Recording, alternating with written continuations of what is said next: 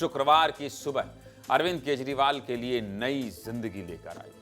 जो अरविंद केजरीवाल भ्रष्टाचार विरोधी छवि बनाकर सत्ता में आए थे, उन्हें भ्रष्टाचार के आरोप की वजह से सत्ता गंवानी पड़ी, अपना मुख्यमंत्री पद छोड़ना पड़ा।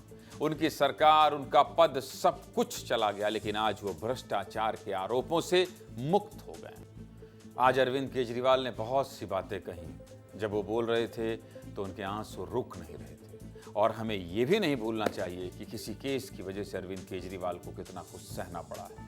पहले उन पर आरोप लगे, फिर वो तिहाड़ जेल गए, फिर उन्होंने अपना मुख्यमंत्री पद आतिशी को दिया और फिर सरकार भी उनके हाथ से चली गई। राउ रेवेन्यू कोर्ट ने कहा कि सीबीआई ने हजारों पेज की चार्जशीट दाखिल की, लेकिन इस चार्जशीट में कई खामियां हैं। चार्जशीट में आरोप क्या लगाए गए आरोप किसी भी गवाह या बयान से साबित नहीं होते।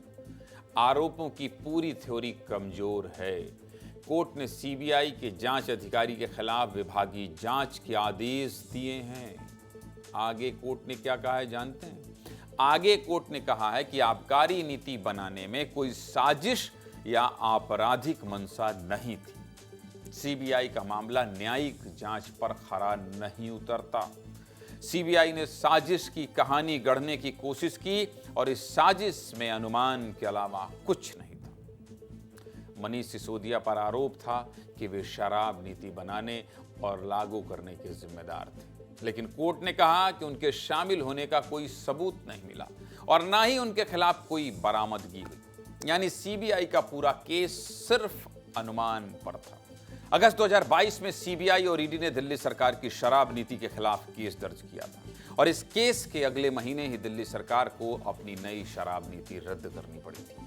2023 से लेकर मार्च 2024 तक ईडी ने कई बार केजरीवाल को समन भेजे, लेकिन वो पेश नहीं हुई और यहीं से उनकी गिरफ्तारी की स्क्रिप्ट लिखी गई। 26 जून 2024 को गिरफ्तारी हुई और 13 दिसंबर 2025 को केजरीवाल जमानत पर जेल से बाहर आए। गिरफ्तारी के बाद वो 154 दिनों तक तिहाड़ जेल में बंद रहे। केजरीवाल के अलावा मनीष सिसोदिया 530 दिन तक जेल में रहे। अभी अरविंद केजरीवाल को सिर्फ सीबीआई वाले केस में बरी किया गया है। ईडी के मामले में अभी भी सुनवाई जारी है, लेकिन सीबीआई केस की वजह से ईडी का मामला भी कमजोर पड़ सकता है। राउ रेवेन्यू कोर्ट में तो केस खत्म हो गया, लेकिन अब सीबीआई दिल्ली हाई कोर्ट या सुप्रीम कोर्ट जा सकती है और इस फैसले के खिलाफ अपील कर सकती है। इस फैसले के बाद अरविंद केजरीवाल और उनकी पार्टी तो खुश है, लेकिन कांग्रेस नाराज है। कांग्रेस का कहना है कि बीजेपी खुद केजरीवाल को आगे लाकर कांग्रेस का नुकसान करना चाहती है।